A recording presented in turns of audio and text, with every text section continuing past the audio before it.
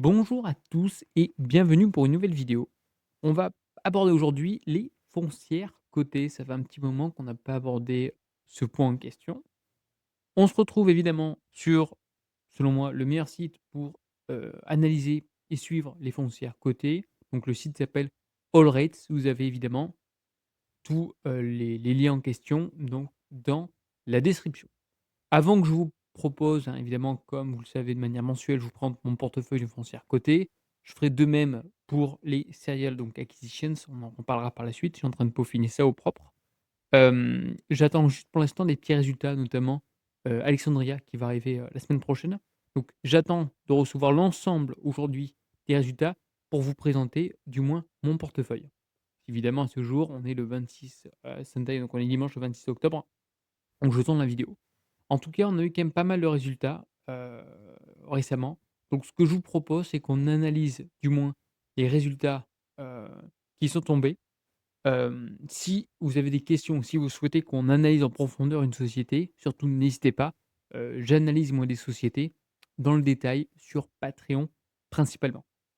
Alors, je vous renvoie donc on a vu Prologis, Prologis bon j'ai fait, un petit post sur Patreon, je vous mettrai évidemment le lien. Encore une fois, c'est dans la description et tout est gratuit à 100. Donc les résultats sont plutôt bons, hein, dans l'ensemble.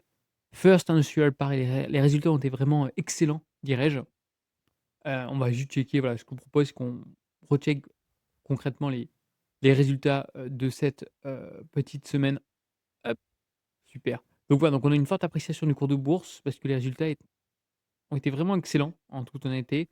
Le seul bémol pour moi, c'est vraiment la partie dette to asset, sinon très, très forte croissance, taux d'occupation qui continue de baisser, hein.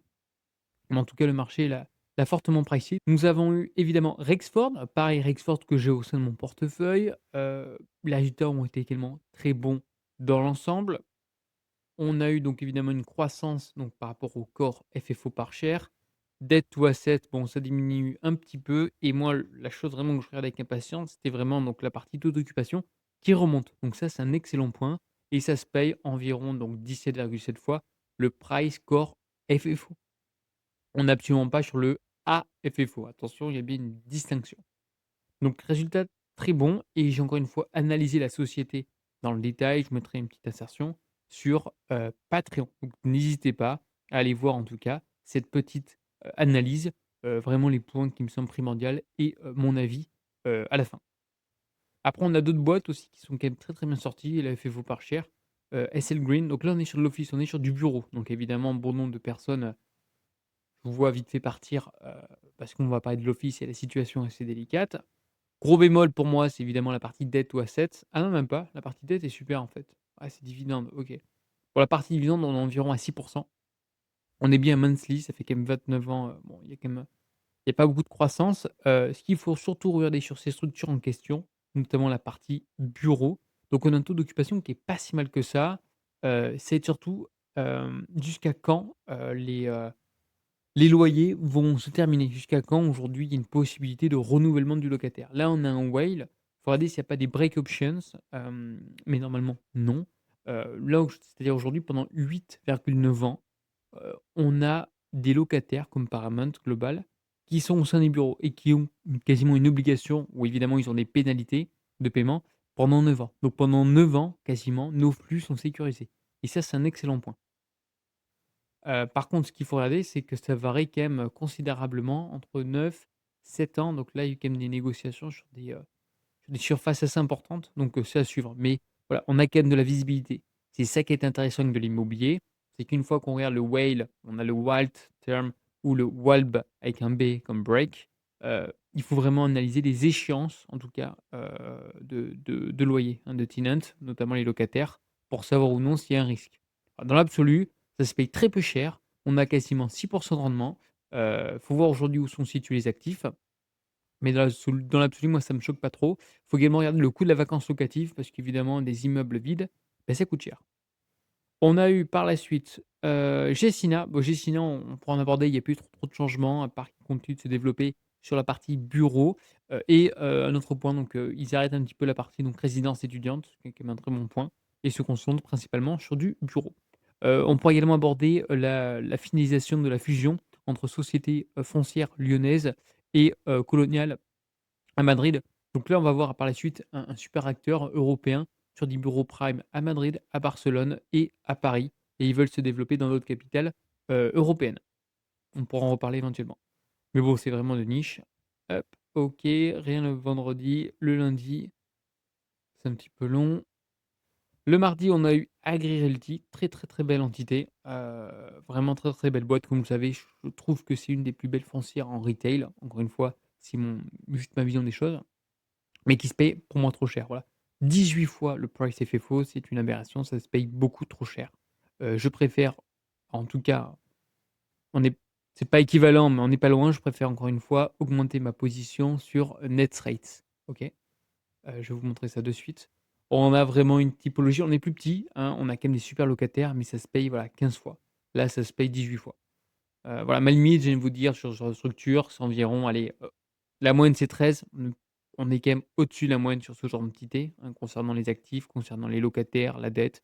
Donc, au maximum 15 fois pour moi, voilà, 15 fois. À ce jour, NetRates, voilà, ça se paye le haut du panier, je ne mettrai pas plus, mais voilà, ça reste cohérent. Donc voilà, résultat pareil, très bon, toujours la croissance. On peut voir que vraiment les flux sont constants et ne cessent d'augmenter parce qu'il y a une indexation.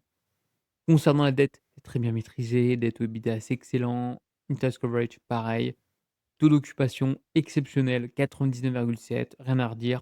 On a bien sûr un weight sur Walmart, c'est le locataire le plus important à 8. On va regarder ça, 8, 8, 8, 8, 8, ouais, dans l'ensemble, c'est à peu près la moyenne. C'est analysé, mais voilà, franchement, rien à redire. C'est une magnifique entité que, évidemment, je souhaiterais avoir au sein de mon portefeuille. On n'achète pas tout et n'importe quelle entité à n'importe quel prix. Mardi, mercredi, maintenant. Alors, je vous montre à l'inverse, hein, d'autres boîtes, d'autres structures. Voilà, là, on a une baisse quand même. FFO par share.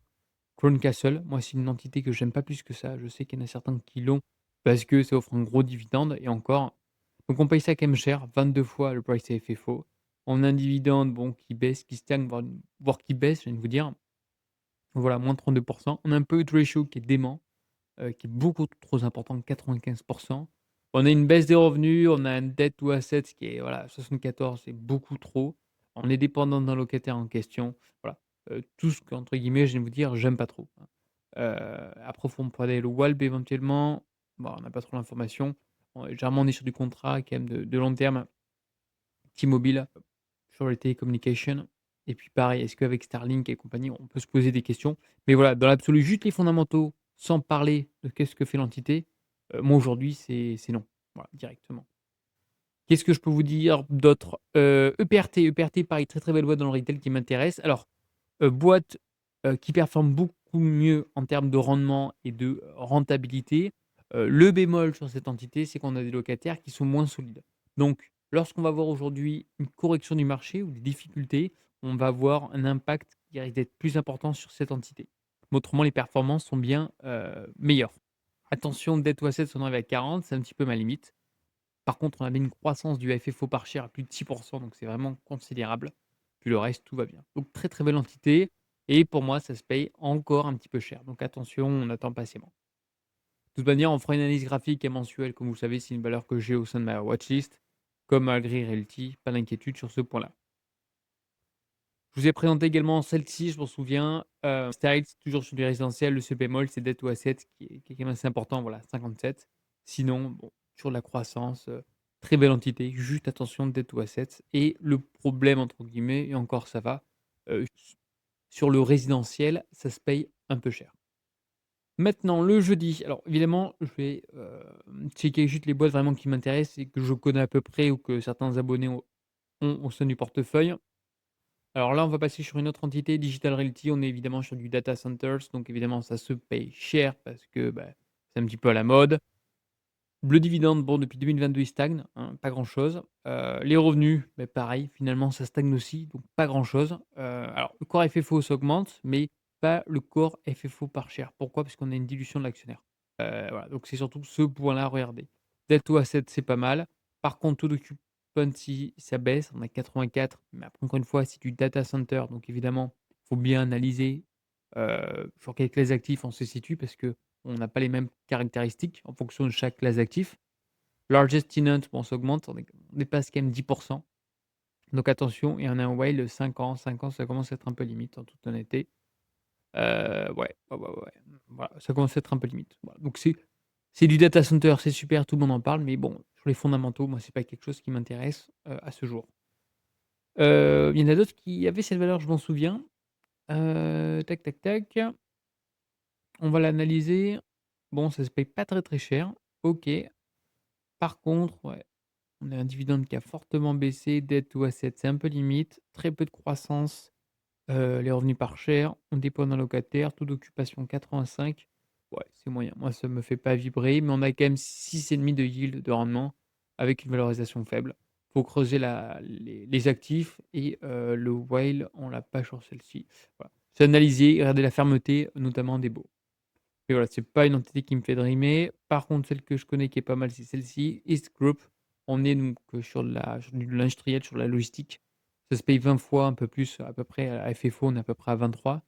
Dividende, bon, qui ne cesse d'augmenter, c'est un très bon point. On a 3,50. On augmente quasiment de 10 par an. Les revenus, voilà, c'est croissant, c'est joli. Dette qui est maîtrisée, voilà, rien à redire. Voilà, c'est vraiment une belle boîte, très, très, très belle boîte. Pareil, il faut analyser absolument le whale. A priori, les actifs, donc on augmente, en square feet, super. Puis, le locataire le plus important, c'est Amazon. Donc ça reste quand même, un tenant, un locataire de qualité, c'est une belle signature. Donc voilà, donc très, très belle boîte, moi qui m'intéresse, mais qui est un peu trop chère.